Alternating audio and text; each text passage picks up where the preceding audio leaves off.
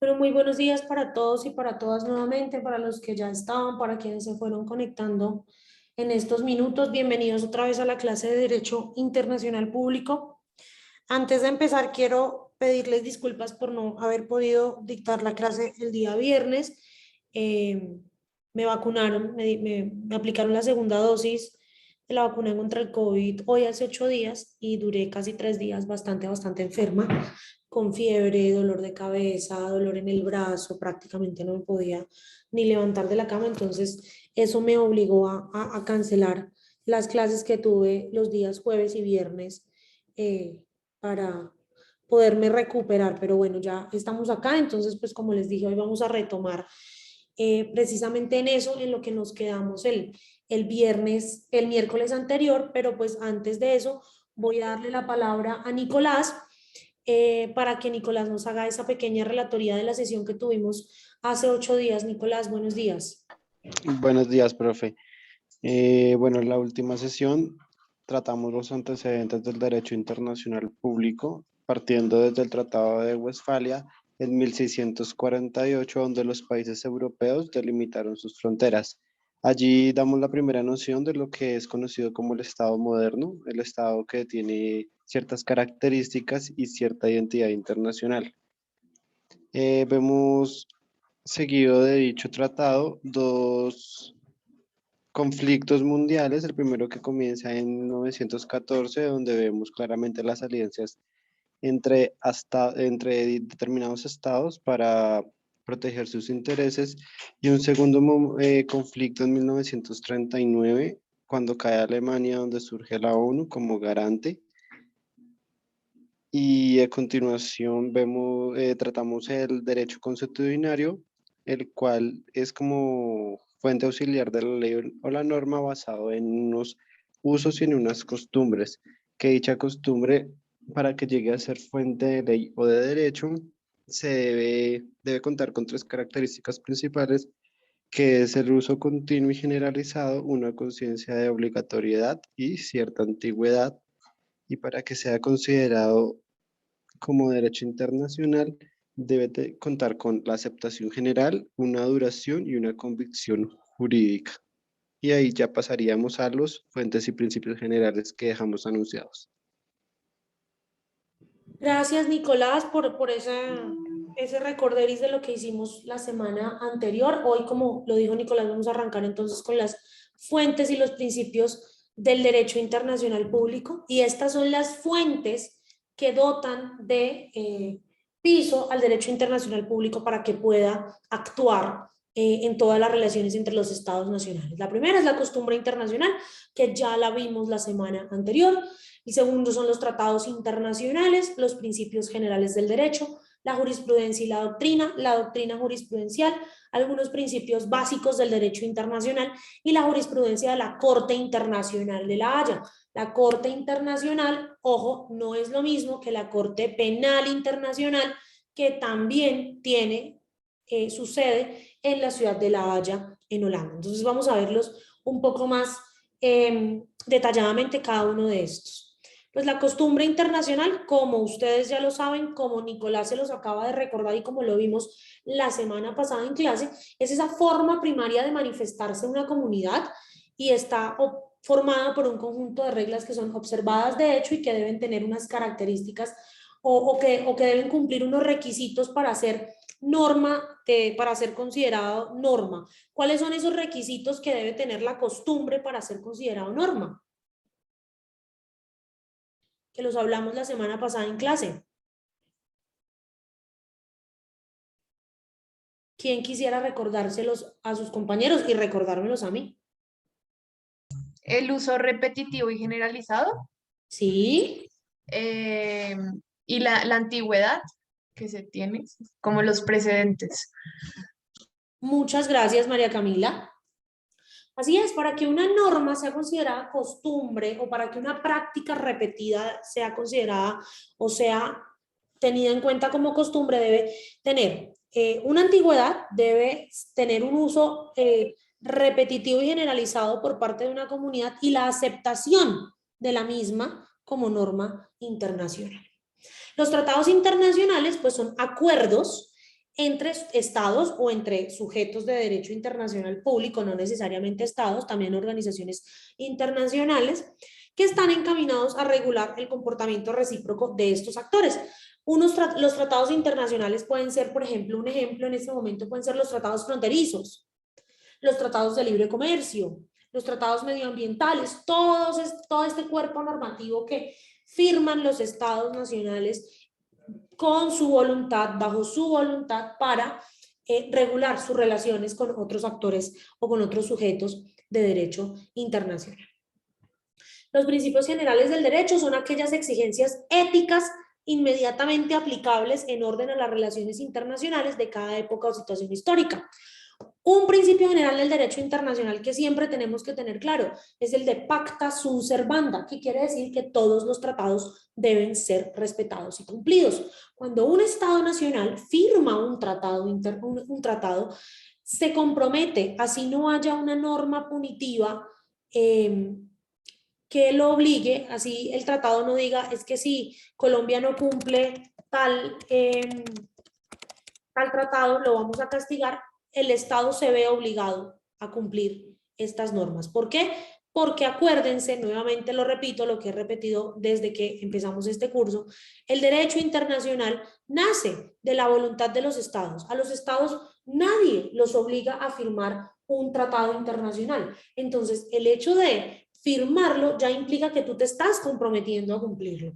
Y si no lo cumples, estás violando una norma básica de estas relaciones internacionales o interestatales con otros actores del sistema. La jurisprudencia y la doctrina, como ustedes lo saben, son aquellas decisiones de árbitros y jueces internacionales que también se constituyen en fuente de derecho internacional. La jurisprudencia en este caso no solo sirve para resolver un determinado caso, sino también para aplicar esos principios generales del derecho de los que vamos a hablar más adelante. La doctrina jurisprudencial es la que está contenida en las opiniones consultivas de la Corte Internacional de Justicia de La Haya, que no son obligatorias, pero que constituyen en cierto modo un precedente que obliga. Permítanme un segundito.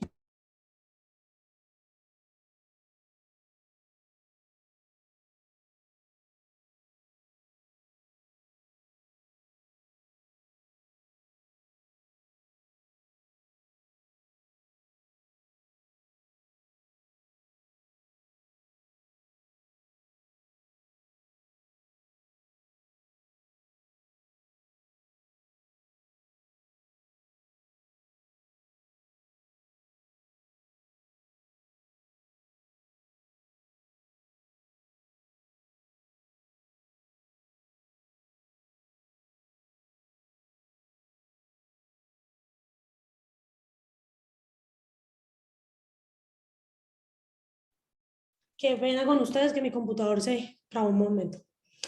Entonces, estas opiniones de la Corte Internacional de Justicia no son obligatorias, es decir, cuando un Estado o un grupo de Estados le pide una opinión a la Corte Internacional, la Corte da una opinión, pero esta opinión no es obligatoria, es decir, el Estado no está obligado a a hacer lo que dice la Corte en esta opinión consultiva, pero pues en cierto modo los obliga teniendo en cuenta que la Corte Internacional de Justicia es ese órgano del derecho internacional público que tiene la experticia en resolver las disputas entre los estados nacionales. Por ejemplo, Colombia ya ha ido ante la Corte Internacional de Justicia en un par de ocasiones para resolver el diferendo marítimo que tenemos con Nicaragua y del que les hablaré más adelante en una única sesión de clase dedicada a entender este conflicto. Los principios básicos del derecho internacional están enunciados en la Carta Constitutiva de las Naciones Unidas, en la jurisprudencia y la doctrina internacional y en la Declaración sobre los Principios del Derecho Internacional referidos a las relaciones de amistad y cooperación entre los estados. Entonces, algunos de estos principios son el principio de autodeterminación de los pueblos, el principio de mantener relaciones amistosas, de no injerencia en asuntos de otros estados, de respetar la soberanía de otros estados, etcétera, etcétera, etcétera. Son como esas normas básicas de convivencia, por decirlo así, entre los estados del mundo.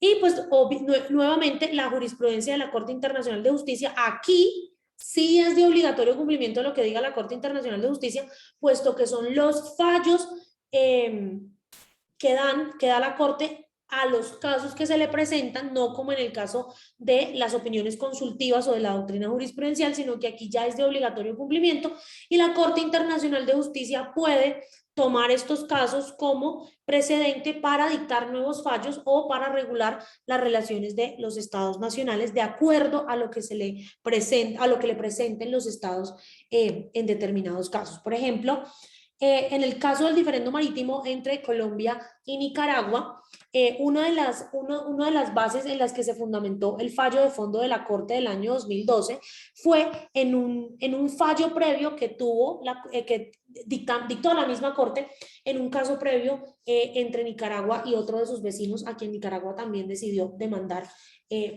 para reclamar una redefinición de la frontera marítima. Los principios básicos del derecho internacional público, pues son aquellos que usamos o que usan los estados en sus relaciones internacionales para abstenerse de recurrir a la amenaza o al uso de la fuerza contra la integridad territorial o contra la independencia de cualquier estado o en cualquier forma compatible con los propósitos de las Naciones Unidas. El principal propósito de la Organización de las Naciones Unidas es el mantenimiento de la paz y la seguridad internacionales. Acuérdense de esto siempre. Las Naciones Unidas, desde que se constituyó en 1945, tiene como fin último prevenir la guerra y mantener unas condiciones de paz y estabilidad en todo el sistema internacional. Ahora bien, ¿ustedes creen, aquí hablando un poquito de las Naciones Unidas, que es un órgano tan criticado por todos, que las Naciones Unidas ha fracasado en su intento de mantener la paz y la estabilidad internacionales, teniendo en cuenta lo que está pasando hoy en día en Afganistán, por ejemplo?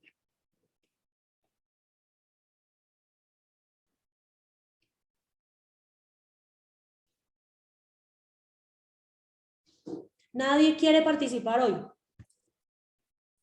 Profe, pues yo creería que realmente no están aplicando ese principio, puesto que yo leí que, o sea, allá en Afganistán ya se había como visto que eso iba a pasar, o sea, lo que está pasando ahorita ya se había prevenido y se había avisado y nadie prestó atención a lo que se dijo. Entonces es como que hicieron caso omiso y esperaron a que iniciara lo que ya está pasando allá.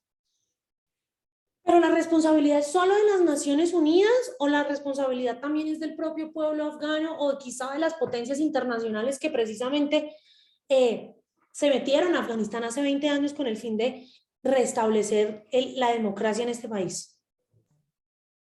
Pues en cierta parte también creo que la culpa la tiene Afganistán, pues ya que el presidente abandonó su cargo y los dejó como a la deriva, o sea, como que se lavó las manos, por decirlo así, y lo dejó a la deriva, lo que pudiera suceder. Daniela, Señora, habías levantado la mano, habías abierto el micrófono, no sé.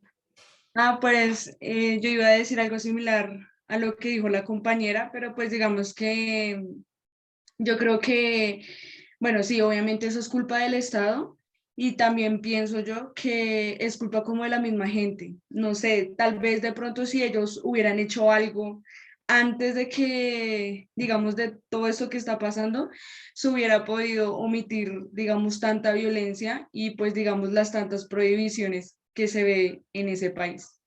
Gracias. Pensaría. Hola, Kevin.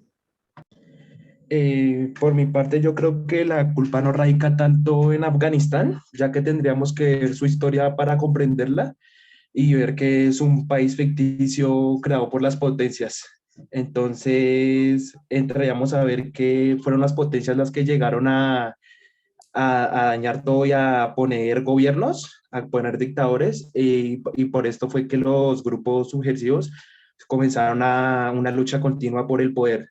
Entonces, para mí la culpa no sería como de Afganistán como tal, sino ya de las potencias que llegaron a imponer su poder.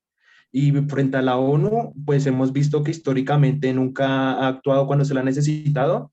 En Medio Oriente o en los Balcanes nunca se ha pronunciado a menos de que sea por un interés de una de las grandes potencias y ya. Salomé, hola. Hola, profe. Yo también pienso igual que mi compañero, no es culpa de Afganistán, pero sí siento que hay como una responsabilidad de las organizaciones internacionales y aún así, pues también como de la comunidad internacional, porque vemos que son como muy, cuando, pues, o sea, como cuando les conviene, ahí sí, pero ahorita ya están dejando totalmente el país. Pues al merced de los talibán, entonces pues está demasiado complicada la situación y no creo que Estados Unidos vuelva a intervenir a menos de que pues pase algo como en el 2001 o que se vean implicados así como su seguridad, pero de resto no creo, entonces sí, la situación está muy complicada.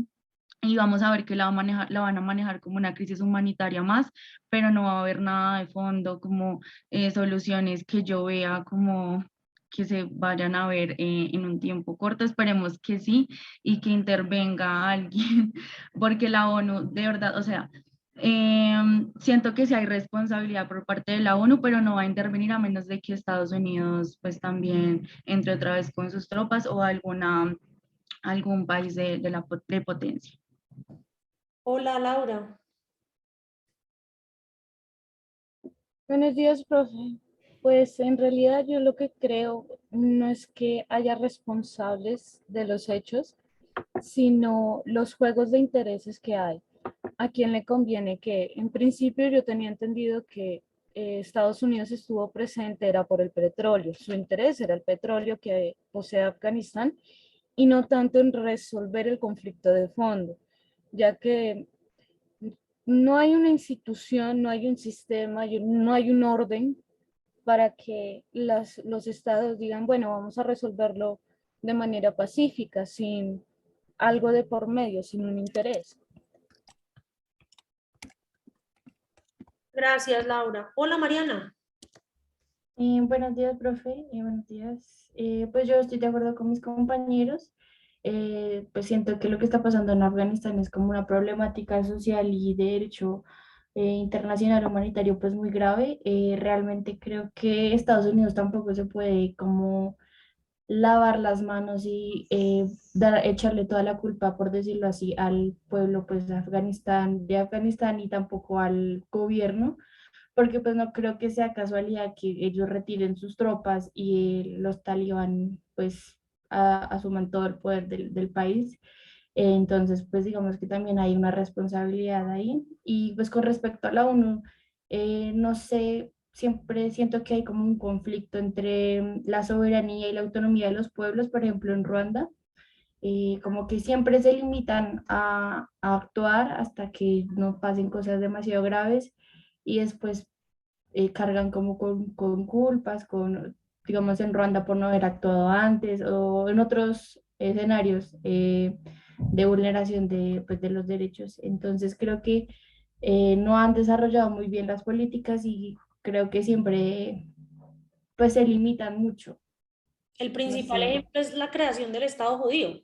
La creación del Estado de Israel nace como producto de ese mea culpa de las Naciones Unidas de, bueno, hubo un holocausto, más de 6 millones de judíos muertos, tenemos que compensarlos de alguna manera y la manera más inteligente que encontramos fue crear o sentar las bases del Estado de Israel, en donde ya estaba el pueblo palestino en 1948, y eso ha devenido en un conflicto internacional que no se ha podido arreglar por medios pacíficos y que ha puesto en peligro la paz y la seguridad internacional y la justicia de toda la región, como lo dice el segundo principio básico del derecho internacional. Natalia. Buenos días, profe. Buenos días a todos y a todas. Bueno, pues yo estoy de acuerdo también con mis compañeros, pero también creo que hay pues no sé, un problema de intereses políticos, efectivamente, porque creo que Rusia ya está diciendo que está apoyando a los talibanes para poder recuperar el control que tenía antiguamente sobre Afganistán. Entonces, pienso que de igual manera, pues no creo que la ONU tenga como un poder muy grande porque pues se conoce que las Naciones Unidas son más bien como, no van a usar el uso de la fuerza, aunque sea muy necesaria, no la van a usar. Entonces de pronto sí para ayuda humanitaria, pero no creo que de alguna manera intervengan para, pues, para luchar en contra de los talibanes. pues para recuperar este territorio, ¿no? Solamente como ayuda humanitaria y eso. Entonces, pues no sé, esa es mi opinión y también estoy de acuerdo con todos. Alexandra, terminamos esta ronda de opiniones contigo. Gracias, profe. ¿Me escuchan bien? Sí. Bueno, yo quiero darle como más contexto a la cosa. Creo que es un poquito hablar más de historia. Y yo pues hice como una investigación, videos, datos, internet, ¿sí? Y realmente esto viene de, bueno, como saben, esa parte de tierra tiene mucho petróleo. Entonces, ¿qué pasó? La Unión Soviética en su tiempo invadió este territorio para pues adquirir esa riqueza. En el La vaina que fue, 79. como Estados Unidos quería su pedacito como siempre, pues quiso darles como armas a los talibanes para que combatieran contra la Unión Soviética. Bueno, ganaron los talibanes, la Unión Soviética salió de ahí y luego pasó algo que no se esperaba a Estados Unidos, que es no lograr formar la democracia que pues tanto le vendió a Afganistán, perdón, no sé decir ese nombre, Afganistán. Afganistán. Sí, sí, sí. O sea, no, en 1991 creo que fue, o sea, todo ese tiempo como desde 1940, no lograron como concretar la democracia. Entonces, ¿qué pasó? Los talibanes comenzaron a regirse por el Shiva, la ley de ellos. La Sharia. Sharia, gracias, profe. Y luego, bueno, después de eso, en el 2001, ya saben, el ataque de las Torres Gemelas, Estados Unidos volvió a entrar y últimamente, pues, ¿qué pasó? Sacaron todas las tropas de ahí para que los talibanes lograran ingresar a las zonas centrales de manera más pacífica. Y creo que es eso. Si quieren Entonces, ver, si quieren más o menos... Dale, perdón. Alejandra, termina. Estados Unidos y las grandes potencias, como fueron de la Unión Soviética en su tiempo, formaron toda esta vaina. Ahorita como que la quieren resolver, pero ahorita es como que abandonaron eso. Y la preocupación es más por la Unión Europea, por el paso de inmigrantes. Estados Unidos ya se desentendió de eso. Amén. Listo, profe. Si quieren más o menos saber un poco, de una manera un poco ficticia, pero que tiene mucho que ver con la realidad, qué pasó en el 79 en Afganistán o cuál es la raíz de todo este conflicto y de la creación de los talibanes y demás, véanse la segunda película de Rambo. John Rambo va a Afganistán a luchar contra los talibanes y los soviéticos. Tiene mucho de ficción, pero también tiene mucho de realidad.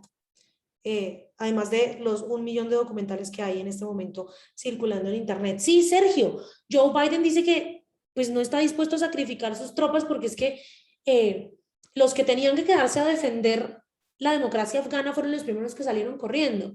¿Y para qué murieron entonces miles y miles de soldados norteamericanos, británicos, franceses, alemanes, españoles, etcétera, etcétera, por este mundo? Una claridad, en Afganistán como tal no hay petróleo, pero Afganistán tiene frontera con Irán y tiene frontera con Pakistán.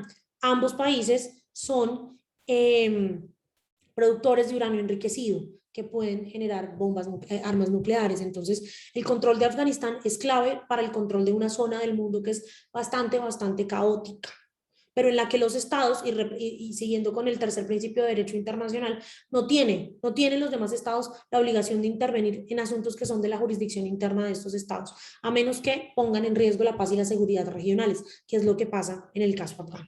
Además, los estados tienen la obligación de cooperar entre sí, de buscar soluciones compartidas a problemas que pongan en riesgo la paz y la seguridad internacionales. Laura hace un momento decía que no hay una jerarquía, no hay un régimen, no hay un gobierno supremo en el sistema internacional que les diga a todos los estados lo que deben hacer, y eso es porque el sistema internacional es anárquico.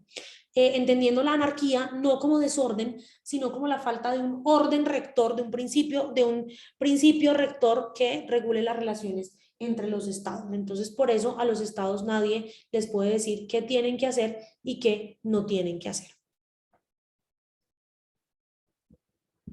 Hasta aquí, preguntas, dudas, ¿todo claro? Hay otros principios básicos dentro del derecho internacional, el principio de igualdad soberana de derechos y de la libre autodeterminación de los pueblos. Nadie debe decirle al pueblo de un estado qué tiene o qué no tiene que hacer. Todos los pueblos son iguales y son soberanos, a menos que estén bajo la jurisdicción o bajo la influencia colonial de otro estado, que ya no pasa. Y pues los estados deben cumplir de buena fe aquellas obligaciones contraídas por ellos de conformidad con los tratados internacionales. ¿Esto qué quiere decir? Que los estados, cuando firman un tratado internacional, de buena fe deben cumplirlo, porque pues nadie los obliga a hacerlo, sino que esto es producto de su voluntad propia. Hasta aquí, dudas, quejas, ¿todo claro? Sí, profe, todo Entonces, claro. con estos principios básicos vamos a ver otro principio que es otro cuerpo que es supremamente importante, y son los tratados internacionales. O vamos a hablar de una cosa que regula de una u otra manera los tratados internacionales. Primero, vamos a analizar cómo se incorpora el derecho internacional al derecho interno, y vamos a tratar de entender las prácticas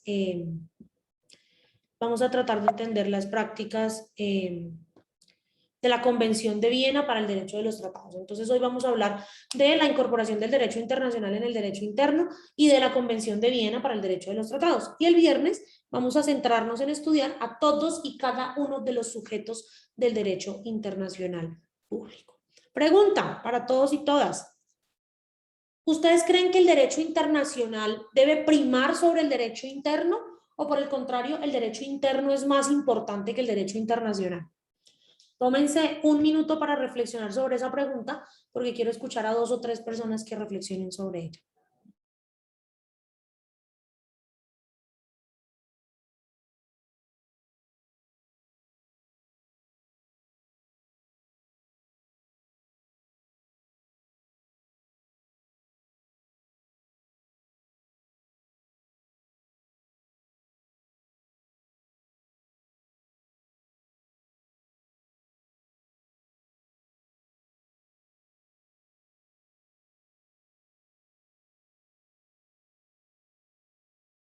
Entonces, ¿qué es más importante, el derecho interno o el derecho internacional? ¿Debe primar uno sobre el otro o son complementarios? Yo pienso que, buenos días. Hola Valentina, adelante. Yo pienso que son complementarios, dado que a veces el derecho interno que nosotros tenemos, digamos, en el caso de Colombia, tiene algunos vacíos jurídicos que el derecho internacional puede llegar a suplir, que es en el caso de la jurisdicción internacional. Entonces, pues, por consiguiente, pienso que los dos juegan un papel fundamental y pienso que los dos tienen igualdad de prevalecer, no sé. Ok, muy bien. Laura. Profe, yo considero de igual manera que son complementarios, ya que pues partiendo de la premisa de que el hombre es un ser social, necesita de esa misma manera reglas para conducirse en la sociedad, no solamente interna, sino internacionalmente, ya que de una forma romántica, si lo queremos ver así, necesitamos de otro para complementar las habilidades que nosotros nos hacen falta.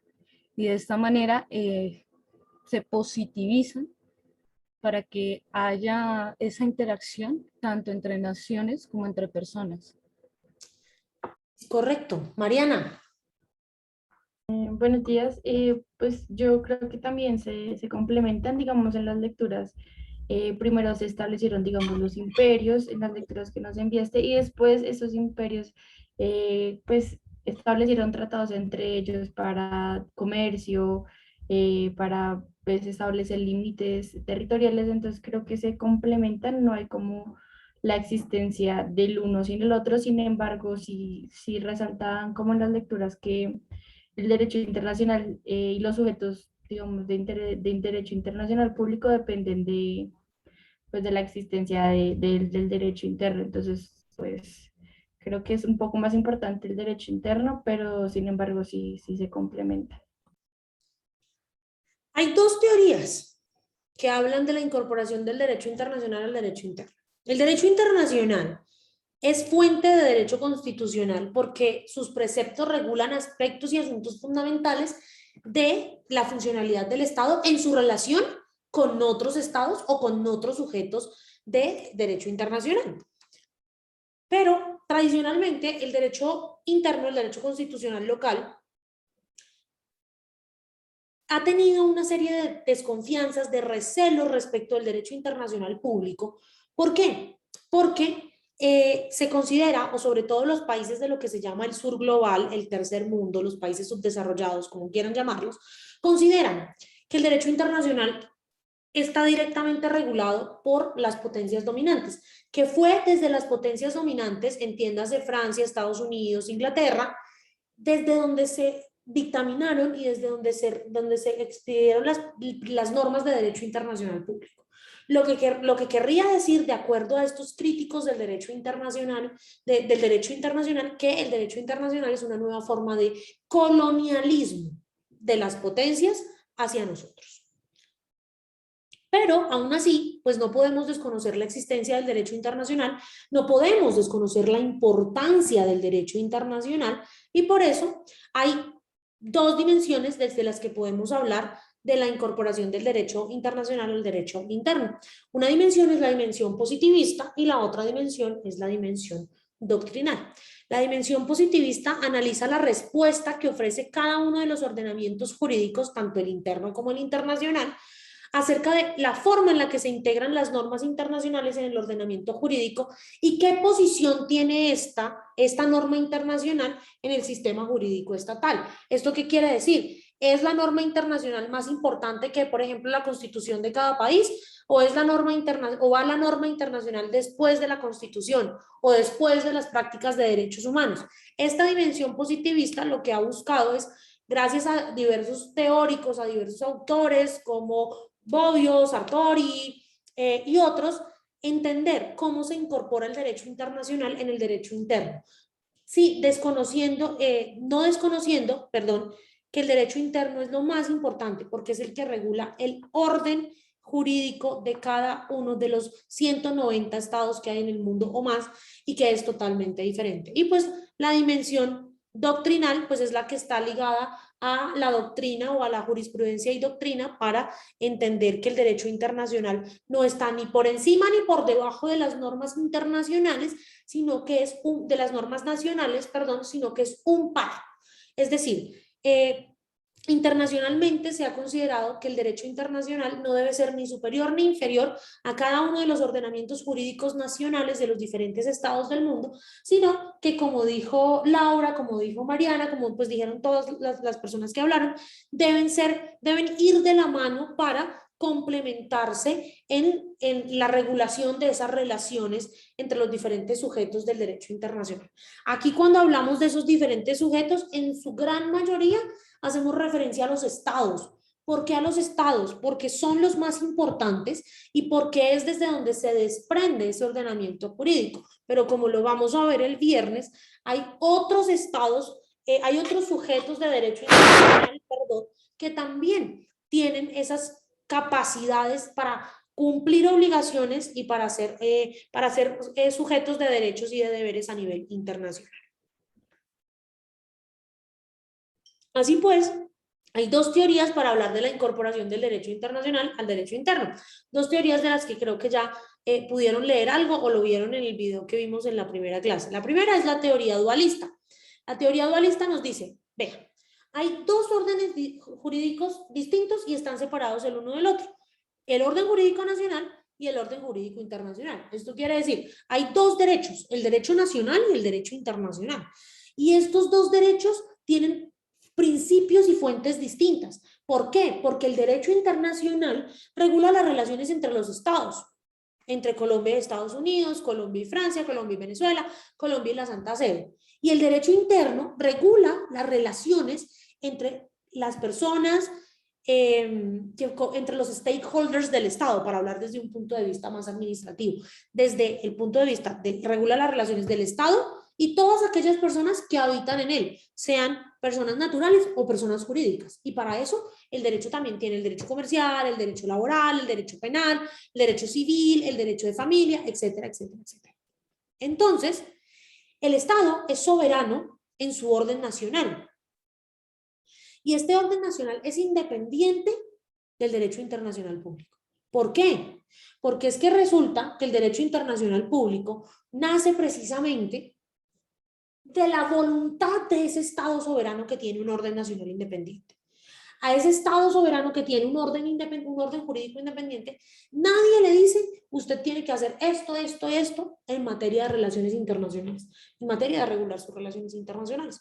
Por eso, no hay una relación de dependencia o una relación de subordinación, según los dualistas, entre la norma internacional y la norma nacional, sino que ambas pueden ser complementarias y la norma internacional puede ser transformada o incorporada al orden nacional si y solo si el Estado lo quiere. Es decir, mediante la voluntad de los Estados. Nada más. ¿Todo claro con la teoría dualista? Sí, señora. Por mi parte, sí. Gracias. Pero hay otros que dicen, los monistas, que el sistema normativo es universal, y eso lo dice Kelsen. Kelsen es el padre de la teoría pura del derecho. Y Kelsen dice que el derecho internacional, o estos monistas dicen que el derecho internacional prima sobre el derecho nacional. Y que las normas internacionales son más importantes que las normas nacionales, porque de las normas internacionales, al desprenderse de esa voluntad de los estados, pues están de una u otra manera regulando lo que ellos quieren, pueden y deben hacer.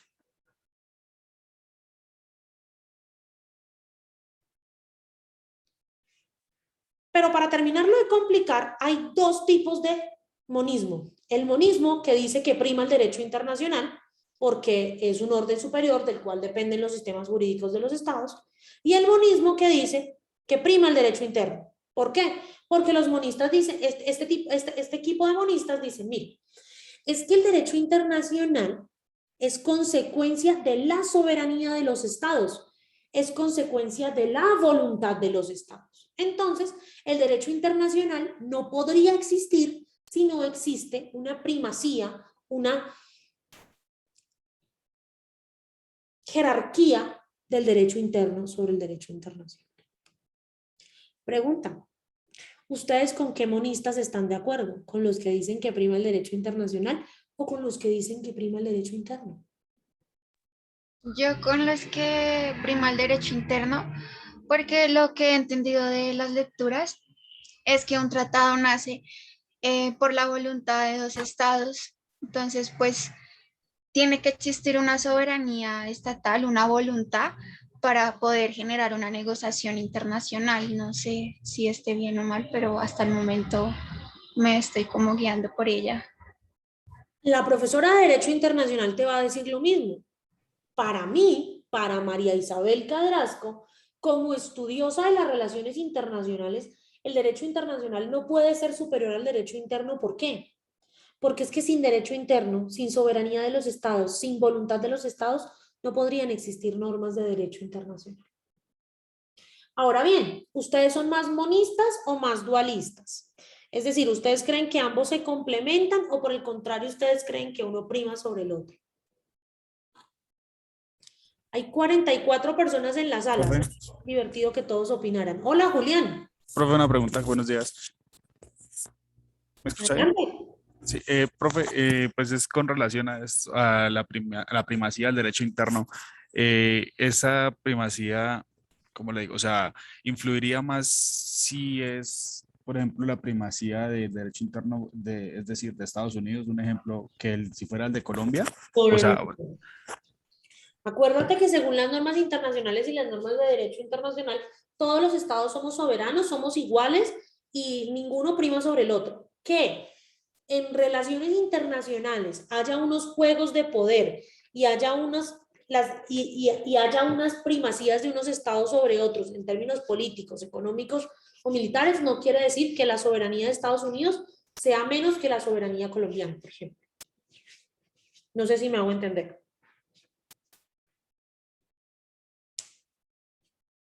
¿Sí me hago sí, entender? sí, profe, gracias. Listo. Salomé. Profe, yo también voy más como lo que tú dijiste, que se necesita pues la soberanía del Estado y también pues la voluntad, pero digamos cuando se trata de tratados internacionales sobre derechos humanos, sí debería primar pues o sea, como el derecho internacional antes que el derecho interno o pues no. Los derechos humanos y el derecho internacional humanitario son normas ius cogens. Es decir, que son normas aplicables a todos y todas, sin importar si los estados han suscrito las normas, han suscrito los tratados. ¿Por qué? Porque las normas de derecho internacional, las normas de derechos humanos y las normas de derecho internacional humanitario regulan aspectos que son inherentes a la persona humana. Regulan aspectos que son inherentes a tu personalidad y al uso y disfrute de tus derechos. Y estos son iguales en todos los casos, en todos los estados, sin importar su religión, su doctrina política, su ideología económica, sin importar si son estados con derecho positivizado, si son estados que usan el derecho consuetudinario, etcétera, etcétera, etcétera. Sí, profe, lo decía porque, digamos, vemos que algunos países han tenido retrocesos en cuanto a derechos adquiridos o cosas así, que pues se ve implicado la parte de los derechos humanos y derecho internacional humanitario. Esto es un debate más político que legal, realmente. ¿Por qué? Porque, como les digo, las normas ius cogens, los derechos humanos de primera, segunda, tercera, cuarta generación, las normas de derecho internacional humanitario y del derecho de la guerra, son normas ius cogens, es decir, todos y todas debemos aplicarlos, todos y todas debemos respetarlos, todos y todas debemos propender, a mí no me gusta el verbo propender, pero en este caso sí aplica, por su cumplimiento. Ahora bien, hay estados donde hay retrocesos en derechos, donde hay retrocesos en libertades, pero esto ya va más ligado a determinantes políticos, a determinantes incluso religiosos, que a la misma legislación internacional. Es decir, la legislación está y la legislación dice que hay que cumplirla y los estados, unos más que otros, tratan de cumplir las normas de derechos humanos, pero muchas veces esto también está determinado por quienes están en el poder y también parte de las decisiones de quienes están en el poder en estos estados. Sí, profe, pues yo quería como, no sé si estoy en lo correcto, creo que en estos casos prima el principio de universalidad. Sí, señorita. Que los derechos humanos son universales y deben ser cumplidos por todos y todas y para todos. Porque son inherentes, sí, señora. Es correcto. Natalia. Profe, pues es una pregunta, digamos que en el caso ya colombiano, el bloque de constitucionalidad se iría más por ¿cuál teoría? O sea, pues yo diría que la dualista, pero no sé, digamos, a ver si tú me puedes aclarar esa duda. En este caso sería un poco, podríamos entenderlo un poco de dos maneras. Un poco de la manera dualista en la que el Estado colombiano ha reconocido que la legislación internacional sobre derechos humanos es suficiente y que el Estado colombiano no necesita regular más y van a ir las dos normas de la mano, la norma internacional y la norma nacional. O también podríamos verlo como un monismo con primacía del derecho internacional. ¿Por qué? Porque para el Estado colombiano, al menos en materia de derechos humanos, priman las normas internacionales y por eso el Estado no ha ejecutado, no ha establecido, expedido normas nacionales que regulen los derechos humanos. Gracias, profe.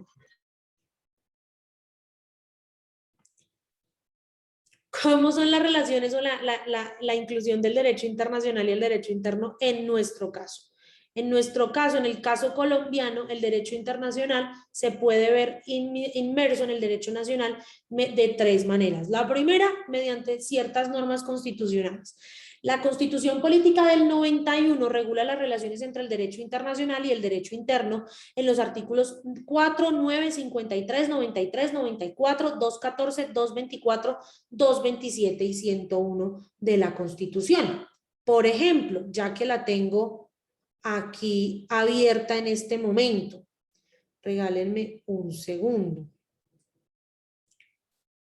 Dice por acá, artículo 4.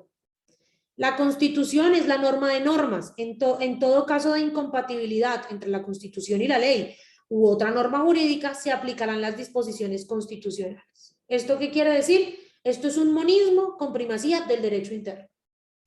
Artículo 53. Vamos a ver qué dice el artículo 53. Lo tengo por acá abierto. No, pues un tema del estatuto laboral, bueno, sí. Sí, dice, el Congreso expedirá el estatuto del trabajo. La ley correspondiente tendrá en cuenta por lo menos los siguientes principios mínimos fundamentales: igualdad de oportunidades para los trabajadores, remuneración mínima vital y móvil, proporcional a la cantidad y calidad de trabajo, estabilidad en el empleo, irrenunciabilidad a los beneficios mínimos establecidos en normas laborales, facultades para transigir y conciliar sobre derechos inciertos y discutibles, situación más favorable al trabajador en caso de duda en la aplicación e interpretación de las fuentes formales del derecho, primacía de la realidad sobre las formalidades establecidas por los sujetos de las relaciones laborales, garantía a la seguridad social, la capacitación y el adiestramiento, el descanso necesario, protección especial a la mujer, a la maternidad y al trabajador menor de edad. El Estado garantiza el derecho al pago oportuno y el reajuste periódico de las pensiones legales. Los convenios internacionales del trabajo debidamente ratificados hacen parte de la legislación interna. Esto es un poco una teoría dualista. Y así podríamos seguir leyendo todos estos artículos a ver qué dice. En un segundo lugar, la jerarquía de los tratados de derechos humanos en el ordenamiento jurídico colombiano. Esta materia está tratada en los artículos 93 y 94 de la Constitución y va de la mano con los artículos 4, 9, 53 y 214. De allí se desprende la teoría del bloque de constitucionalidad, esa teoría que dice que los tratados de derechos humanos están al mismo nivel e incluso un poquito por encima de la Constitución y la ley. Ahora bien, esto es un poco cómo se incorpora el derecho internacional al derecho interno. Pero resulta que no siempre podemos hablar, o el derecho internacional no se basa en entender siempre cómo se incorpora el derecho internacional al derecho interno, sino que el derecho internacional estudia sus propias características, sus propias facultades, sus propios determinantes. Y esto, digamos que así como nosotros en el ordenamiento jurídico nacional tenemos a la Constitución Política de 1991, que es la máxima norma, la ley de leyes. En materia de derecho internacional también tenemos algo que se llama la Convención de Viena para el Derecho de los Tratados. Y es la máxima norma jurídica, la norma de normas en materia de derecho internacional. ¿Qué es la Convención de Viena? La Convención de Viena sobre el Derecho de los Tratados es un documento que fue suscrito en la ciudad de Viena, Austria, el 23 de mayo de 1969 y entró en vigencia el 27 de enero de 1980, después de que el Estado número 60 ratificó la Convención de Viena. Fue elaborada por una conferencia internacional que se reunió en la capital austriaca y que tuvo como base fundamental un proyecto que durante más de 15 años preparó la Comisión de Derecho Internacional Público de las Naciones Unidas y que tenía un fin último: codificar el derecho internacional consuetudinario de los tratados y desarrollarlo en normas y ius. Hasta ese momento, hasta el 23 de mayo de 1969, las normas de derecho internacional estaban dictadas desde el derecho consuetudinario, desde esa aplicación repetitiva y constante en el tiempo de prácticas humanas. Y fue el interés de las Naciones Unidas entonces codificarlas, es decir, positivizarlas, escribirlas y convertirlas en normas ius cogens. Así como por un recorderis rápido, porque ya lo he dicho un montón de veces, que es una norma ius cogens.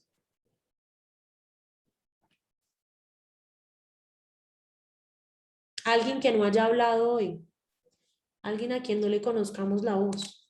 Profe, no sé si estoy en lo correcto, pero según la lectura decía que no, es aquella que no admite acuerdo en contrario y solo puede ser modificada por una norma ulterior. Esa es una de las características. Otra de las que yo he dicho en clase que ya creo que parezco un lorito mojado de tanto decirla. ¿Quién más? No sé, hay alguien a quien no le he escuchado la voz, alguien a quien no le haya escuchado la voz, no sé. A ver. Miguel Duarte. Profe, ¿me escucha ahí? Sí, te escucho. Creo que las UCOGEN son las que son de obligatorio cumplimiento y no pueden admitir un acuerdo en contrario de los estados. Muy bien. Las normas ius cogens son aquellas que están dictadas y que deben ser de obligatorio cumplimiento porque son normas universales.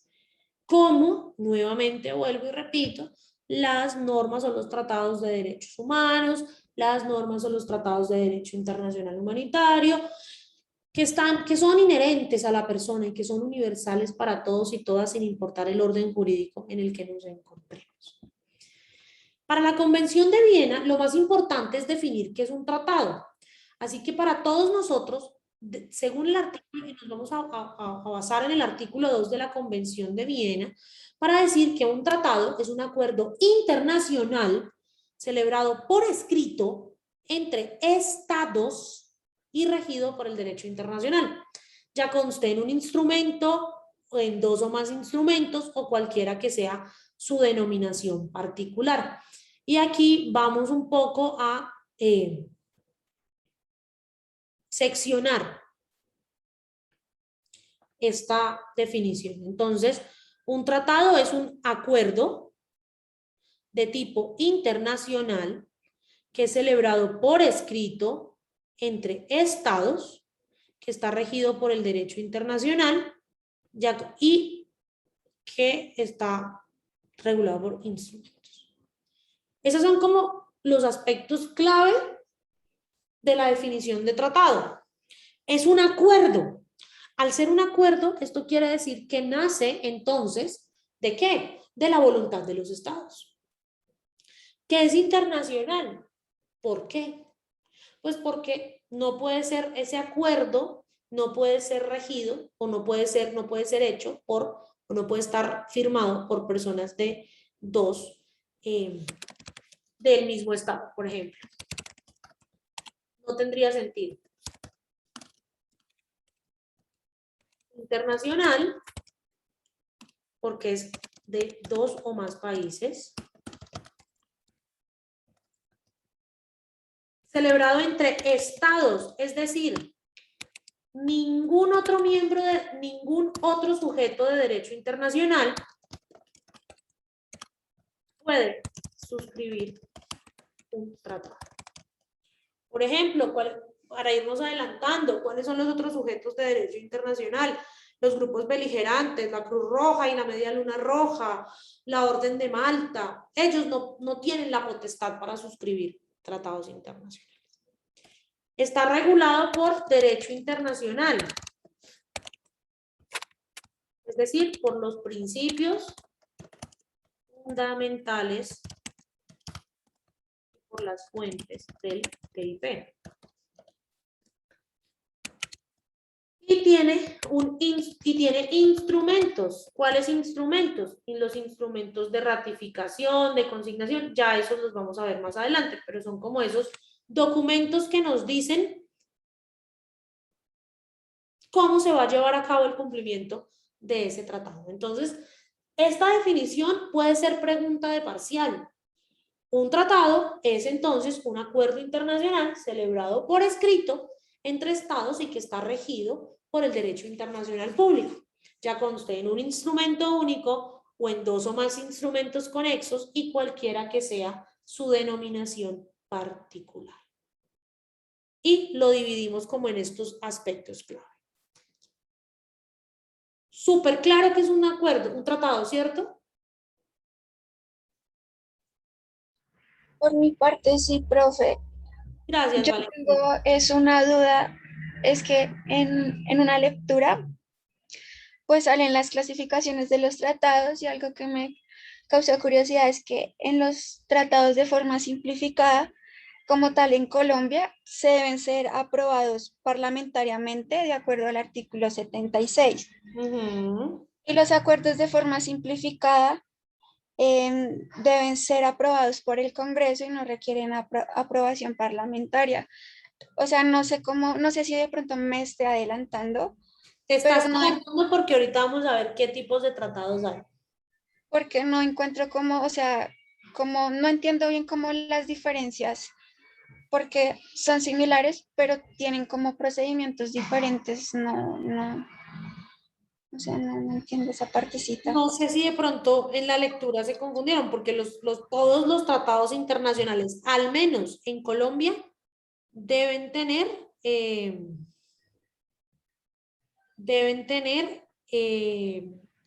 ratificación del Congreso. Sí, pero digamos lo que yo entiendo, ¿no? Porque pues pueda que yo me equivoque.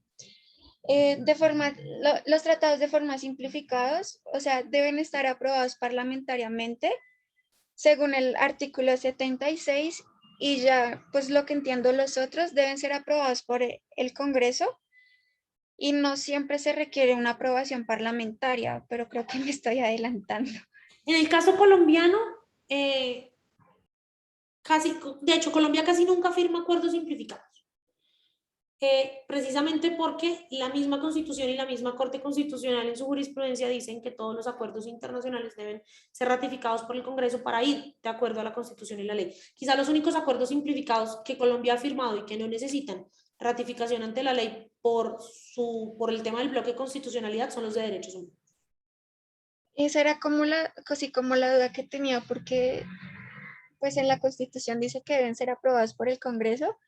Y acá me decía también otra cosa y quedé como, ¿qué está pasando? Sí, quizá cada estado tiene unas particularidades, también es cierto. Sí, también es cierto, Sergio. Estos también pueden, acuerdos que ya, por ejemplo, digamos, voy a poner un ejemplo aquí loco. Colombia ya firmó un acuerdo de libre comercio con los Estados Unidos y a ese acuerdo se le hace una modificación, una adenda. Pues este ya no necesita ser aprobado, esta modificación, esta adenda, no necesita ser modificada, no necesita ser aprobada por el Congreso porque pues ya el texto principal, lo grueso del texto ya fue aprobado por el Congreso y por la Corte Constitucional. Ya les voy a explicar también cómo se aprueban los tratados internacionales en el caso colombiano. Hay unos aspectos que debemos tener en cuenta o en la Convención de Viena para el Derecho de los Tratados. Primero, las disposiciones de la Convención de Viena son aplicables única y exclusivamente a los tratados que se firmen por escrito entre los estados. Normalmente los estados no firman acuerdos de otra manera que no sea por escrito, pero la Convención prefiere dejarlo claro por si se presenta algún caso en algún momento de la historia que dos o más estados firmen un tratado de tipo verbal, cosa que no pasa. De la definición de la que hablamos antes de tratado, quedan excluidos los que no están por escrito y los acuerdos entre un estado y otros sujetos de derecho internacional o entre otros sujetos de derecho internacional. ¿Por qué? Porque no son entre estados. No obstante, la misma Convención de Viena dice que el hecho de que esta definición de tratado no se aplique a estos casos, es decir, a acuerdos entre estados y otros sujetos de derecho internacional, acuerdos entre otros sujetos de derecho internacional entre sí, y acuerdos no escritos, no quiere decir que estos no sean válidos y no quiere decir que estos acuerdos no deban regirse por las normas del derecho internacional que tiene la Convención de Viena para el Derecho de los Tratados. La Convención no tiene efecto retroactivo, es decir, la Convención no tiene efecto o no entra a regular aquellos tratados que fueron celebrados antes del que X país haya ratificado el tratado internacional. Es decir, si Colombia, por ejemplo, ratificó la Convención de Viena en el año 70, la Convención de Viena entra a regir para todos los tratados internacionales que firme Colombia del año 70 para acá, nunca del año 70 para atrás. La ley, en este caso, de la Convención de Viena no es retroactiva. Y las Naciones Unidas, cuando firmaron la Convención de Viena, se dieron cuenta que era importante hacer valer los derechos que ésta contiene, por lo que también hay unos recursos de arbitraje o de acceso a un juez en caso tal de que haya una violación de la Convención de Viena para el derecho de los tratados. Muy importante acá. Cuando Colombia, voy a abrir una pizarra acá. ¿Cómo es la ratificación de un tratado internacional por parte de Colombia? ¿Quién sabe cómo es? Futuros abogados.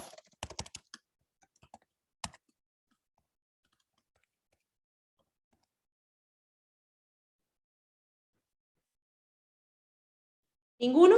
Bueno.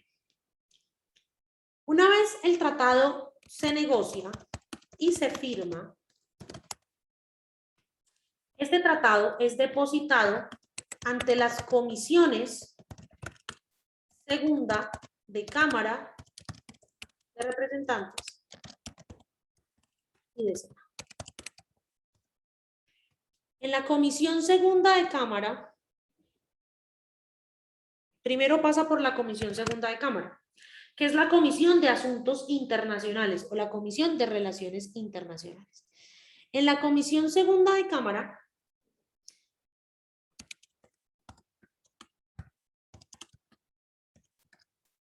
este tratado pasa por 4 debates. Si es aprobado, pasa a un debate en plenaria de Cámara. Si es aprobado, pasa a 4 debates en comisión segunda de Senado.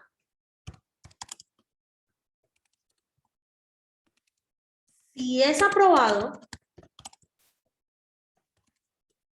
pasa a un debate en plenaria de Cámara.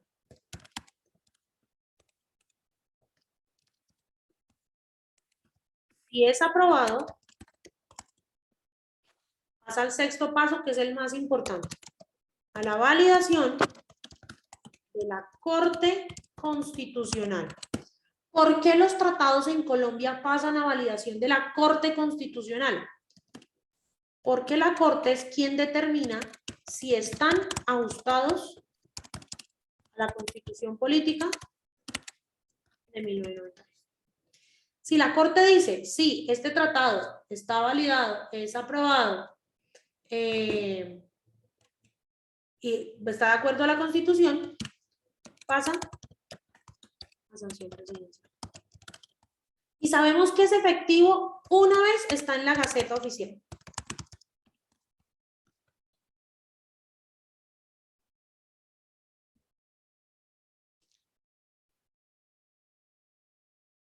No te entiendo, Lady. ¿Cómo así que cuál es el término de esa ratificación?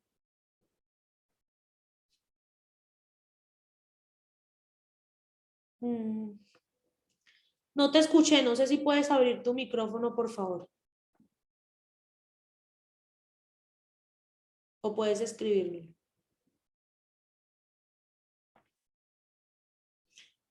No, Lady, no te escucho.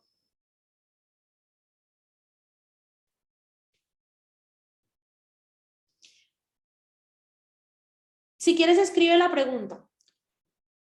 ¿Les queda alguna duda con este procedimiento de ratificación del Estado colombiano de los tratados internacionales? Profe, en dado caso que en alguno de los debates no es aprobado, ¿de una vez ya se retira o podría pasar como otro? Debe pasar los 4 debates y puede ser aprobado con algunos comentarios, con consideraciones, y para eso está el debate de conciliación en las 2 cámaras. Pero normalmente cuando no es aprobado en los 4 debates de comisión de Cámara, lo archivan enseguida. Que fue lo que estuvo a punto de pasar con el acuerdo de Escazú, sino que por la presión que hubo de los grupos ambientalistas, el acuerdo de Escazú pasó ambos debates, sino que no se ratificó. No se trató en plenaria el último día.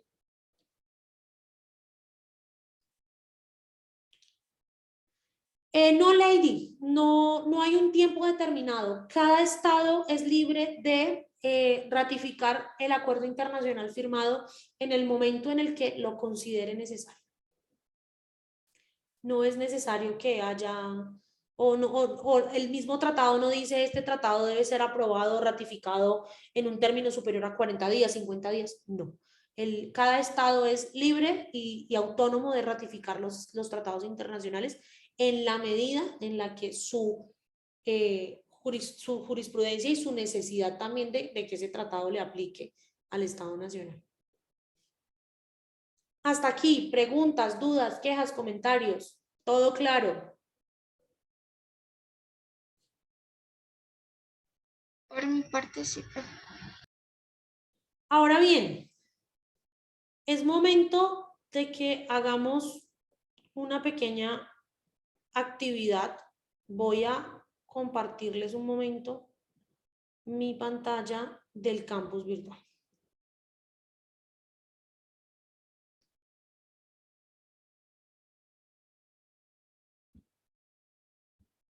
Ya están viendo mi campus, ¿cierto? Sí, profe. Señora. Gracias. El módulo de esta semana hay un taller en clase. Teniendo en cuenta lo que conversamos el día de hoy, la lectura asignada para esta semana de la Convención de Viena para el Derecho de los Tratados, los invito a que en parejas respondan el siguiente taller. ¿Cuál de las dos teorías de la incorporación del derecho internacional al derecho interno consideran más adecuada y por qué? ¿La monista o la dualista? Si es la dualista, ¿por qué la dualista? Si es la monista, ¿por qué la monista? ¿Y cuál de las dos vertientes de la monista? ¿La monista con primacía del derecho internacional o la monista con primacía del derecho interno?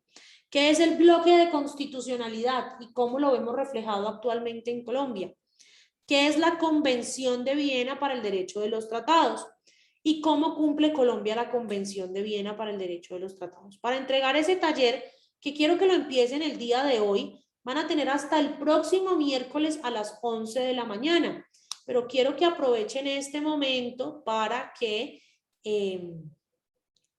armen los grupos, para que armen las parejas, para que, no sé si nuestro monitor está por ahí, para que utilicen el grupo para eso, para que conformen las parejas. Si hay alguien que quiere hacer el taller individual, lo puede hacer individual. Yo no tengo absolutamente ningún problema en ello. Pero si lo hacen en parejas, por favor, suban un solo parcial por pareja. Las dos personas de la pareja no vayan a subir el parcial. ¿Dudas? ¿Todo claro? Profe, ¿eso se entrega en normas APA o no hay ningún tipo de norma? Todos los trabajos que entreguemos en esta clase se entregan en APA. Listo, profe.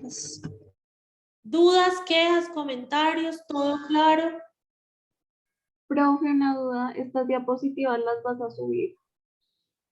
Las voy a subir ya mismo. ¿En qué semana? En esta semana de clase. Ah, listo, gracias. En conjunto con la grabación de la clase. Y como se pueden dar cuenta, están aquí me falta la presentación de la semana pasada, que ya la voy a subir. Otra cosa, ¿quiénes son? Levanten la mano, por favor, las personas que no han hecho el quiz de la semana pasada. Levanten la mano en su... Profe, disculpe, es que Jessica Rocha es una de las que debe presentar el quiz de la semana pasada, pero ella hace un momento, bueno, hoy tenía cita para ponerle la vacuna, entonces no pudo asistir a la clase. Dile a Jessica, hoy es 18. Voy a habilitar el quiz para las personas que no lo han hecho desde este momento, las 12 del día, hasta las 8 de la noche. Para que lo hagan en el momento en que lo quieran hacer. Yo sé que hay una pregunta que creo que debo revisar manualmente, no la he revisado, este fin de semana me voy a poner a revisarla para que ya después todos puedan ver sus notas del quiz reflejada correctamente. ¿Listo? Vale, profe, muchas gracias. Laura, Janet y Natalia son quienes no han hecho el quiz, ¿cierto? Entonces ya lo tienen habilitado.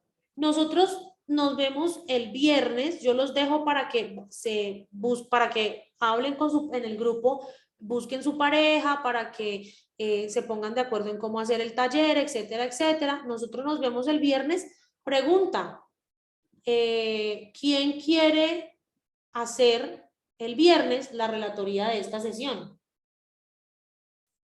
Laura, muchas gracias. Sí, levantaste la mano para eso, ¿cierto, Laura? No, profe, pero pues yo lo hago, no hay problema. No, pero si no quieres y si hay una persona que quiera, yo no tengo ningún problema. Acuérdense que esto es como una norma de derecho internacional. Nace de la voluntad de los estados. No, profe, yo lo hago tranquilo, no hay problema. Entonces, muchísimas gracias a todos. Espero el viernes cómo vamos a dividir la sesión. Normal. Vamos a escuchar a 12 personas en análisis de prensa. Vamos a escuchar a Laura con la relatoría y después yo voy a hablar sobre todos y cada uno de los sujetos de derecho internacional público. Entonces, espero más participación la semana que viene de más personas, de aquellas personas a las que no les he escuchado tanto la voz. Acuérdense que la participación en clase vale el 10% de la nota del corte. Y acuérdense también que yo se los dije el primer día, yo pongo ceros. Si hay una persona que no participa ni siquiera por el chat, puede tener un 0 en esa nota de participación. Esas notas no son apreciativas, son notas que se toman para medir no solamente su capacidad de análisis, su capacidad de crítica, sino también qué tanto han leído los textos que les ponemos. Para el próximo viernes no hay ningún texto para leer, entonces no tienen que leer ningún texto. Cuéntame, Angélica. No, profe, era eso, que si había texto para realizar lectura. No, igual acuérdense que ustedes tienen en el campus virtual este cuadrito. Este es el cuadrito que nos dice la hoja, que esta es la hoja de ruta de las clases. Aquí pueden ver si hay lecturas, si hay talleres, si hay quizzes. Por favor, descárguenlo, ténganlo a la mano, ténganlo presente. No está ahí por decoración. Mariana.